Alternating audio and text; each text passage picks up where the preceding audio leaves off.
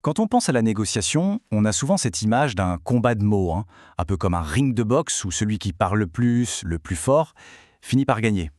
Mais, et si tout ça était faux? Si la véritable force, la clé du succès en négociation, c'était au contraire de savoir se taire? En fait, tout repose sur un changement total de point de vue. On a cette idée ancrée que négocier, c'est se battre avec des mots, essayer d'avoir raison à tout prix, mais la vérité, elle est beaucoup plus fine que ça. En réalité, une bonne négociation, c'est une quête d'information. Le but du jeu, ce n'est pas de dominer l'autre, mais de le comprendre. Et pour ça, le premier outil, et c'est sans doute le plus contre-intuitif, eh bien c'est le silence. Mais attention, on ne parle pas du silence gênant, celui qui met tout le monde mal à l'aise ou d'un signe de faiblesse. Non, non. On parle ici d'un silence qui est une véritable arme stratégique. Alors, c'est quoi exactement ce fameux silence stratégique? Bon, il faut tout de suite oublier l'image du blanc angoissant que tout le monde cherche à combler au plus vite. C'est tout le contraire.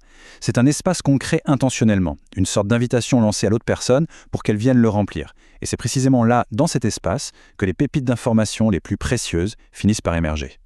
Comment ça marche concrètement? Eh bien c'est presque un mécanisme psychologique. Et ça se passe en 3 étapes très simples. D'abord, on crée cette fameuse pause. Ensuite, l'autre personne, par réflexe, presque instinctivement, va se sentir obligée de combler ce vide. C'est juste humain.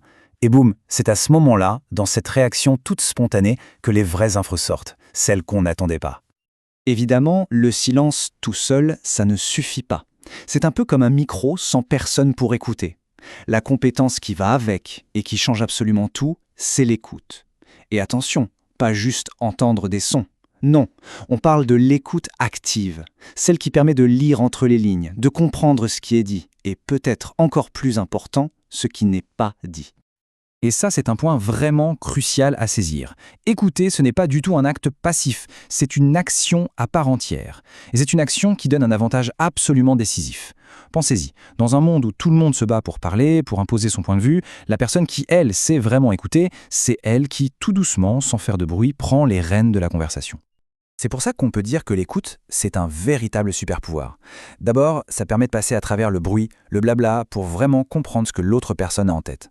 Ensuite, ça rend visible ce qui est invisible, les hésitations, les non-dits, tout ce qui se cache derrière les mots. Et une fois qu'on a ces infos, eh bien on peut ajuster sa stratégie, là, en direct, avec une agilité redoutable. Et on arrive à ce paradoxe qui est, je trouve, absolument génial. Écouter, c'est influencer sans même avoir besoin de parler. Quand on offre une écoute de qualité, on ne fait pas que récolter de l'info. En réalité, on guide la conversation, on crée un lien de confiance, on change complètement la dynamique de l'échange, et tout ça sans avoir à sortir un seul de nos arguments. C'est puissant, non?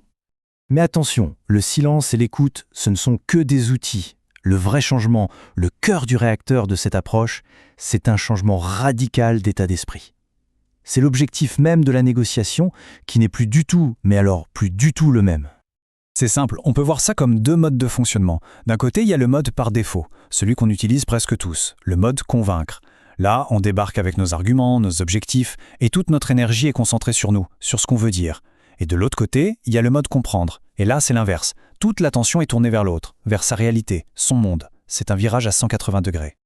Et honnêtement, c'est vraiment ça qui fait la différence entre les amateurs et les pros de la négociation. Les premiers, ils dépensent toute leur énergie à essayer de convaincre. Les meilleurs, eux, ils l'investissent pour comprendre. Parce qu'ils ont compris une chose essentielle. Les accords qui tiennent la route, ils ne naissent jamais de la confrontation d'arguments, mais toujours de la compréhension mutuelle. Au final, tout ça nous ramène à une idée toute simple mais incroyablement profonde, la sagesse du silence. Et d'ailleurs, ce n'est pas une idée qui date d'hier, loin de là. Le philosophe Confucius disait il y a des siècles, le silence est un ami qui ne trahit jamais. Et c'est tellement vrai. Les mots, on peut les regretter, ils peuvent être mal interprétés. Le silence, lui, quand il est bien utilisé, c'est un allié sûr. Il ne nous mettra jamais dans l'embarras. Et ça nous laisse avec une question, une réflexion à emporter avec nous. Dans nos vies de tous les jours, que ce soit au travail ou en famille, à quel moment est-ce que le silence ne serait pas juste une absence de bruit, mais en fait, la réponse la plus puissante qu'on puisse donner ?